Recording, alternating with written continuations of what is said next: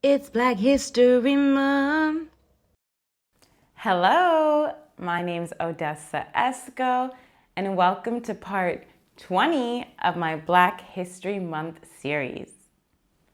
Today's video is a story time about a time where I wish I used my voice. I grew up in a predominantly white area and I went to university and got to meet a lot more different types of Black people from all around the world, including a group of Habesha guys. They were so cool. Habesha people are Ethiopians and they are Africans. I know I'm of African descent clearly, but my connection is through the Caribbeans. My grandpa's Jamaican, my grandma's Trini, and my dad's side, they're Mexican and African American. So I don't have a direct connection to Africa anymore. So in my eyes, maybe things are a little different, but I assumed, most Africans know they're African. And I say that because this story is about an Egyptian young person who was, a broken person, honestly. I do regret not saying and telling people what he was saying in the moment, but I also know he was a really hurt person and I kind of pitied him. But I should not have let what he said slide. So I'm in university, and like I mentioned, I'm hanging out with lots of different types of Black people, one of them being a group of Habesha guys, and they're really happy. They didn't know each other before university, but they're like, oh, you're Habesha, I'm Habesha. Gang. Cool. They're really nice. I'm spending lots of time with them, and we have mutual friends and some friends that, for some reason, this one guy, the Egyptian, he just didn't like me. I met him once with another girl. She was Jamaican and Trini, and we had bonded over that, and we were talking about our, ethnicity. And he was a part of the conversation, the Egyptian person, and he was like, yeah, I'm Egyptian.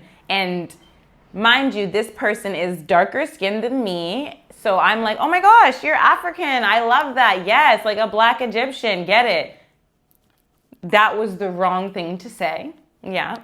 He was immediately enraged. He said, don't ever compare me to those dirty, dark, disgusting Black people. I'm not African. I'm Egyptian, you moron.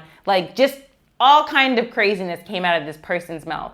The girl and I don't know what she was feeling, but I think I was in shock. When someone says something so ignorant, so racist, so disgusting, you're kind of taken aback.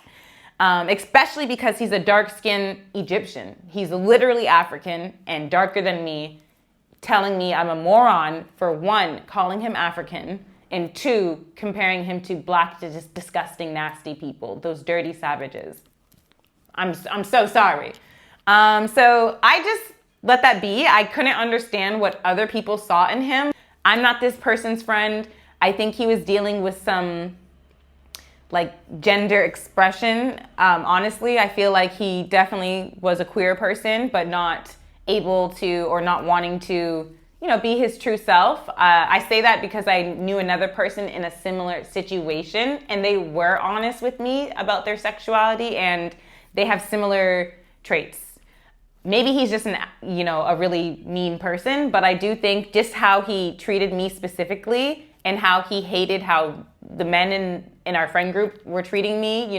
I was good friends with a lot of the guys. One of them I became close with, and I don't think maybe he liked him, honestly. I don't know, but it was unexplainable, the hate he had for me.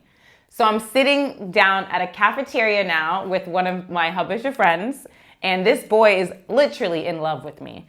And the Egyptian guy comes up and he's like, my friend says, hey to him. And the Egyptian guy looks at me, is like, why are you sitting with this dumb, stupid, literally just starts calling me names. And we're both sat there obviously my Habesha friend's like, I don't know what's wrong with him. I'm so sorry. I kind of already have the vibe. Like I said, I think he's dealing with something bigger. Hurt people. He was doing other things that were wrong outside of being racist. He, was very angry. And I don't think anybody really hung out with him too much Maybe he blamed that on me. That's why he didn't like me. But I never told anybody, anything about it. I think he spoke for himself enough for everybody to get the sense of what I got. I mean, it can't have been the first time he called Africans dirty savages.